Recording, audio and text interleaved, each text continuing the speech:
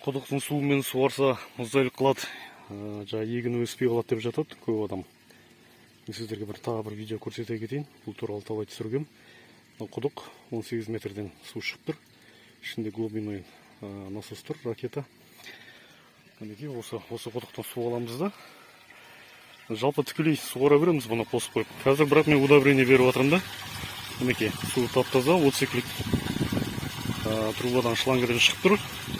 Осы емкістке су толтырып, ішіне удобрение қосып, қазір қосылып болған. И осындай насоспен суды тартып, именно полияға жіберетін боламыз ары қарай. Бұл жерден 6-8 тонна су берем, жалпы мына жерге. Удобрениенің өзі әшейін. Жалпы құдықты прямой қосып суарамыз былайша уақытта, қара су бергенде.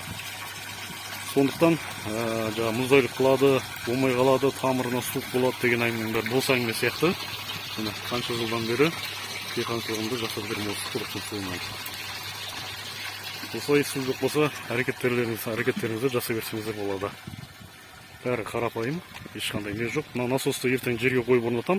Пока мына учаскеде басына жатпағаннан кейін әлі толық орналастырып болған жоқпын бұларда.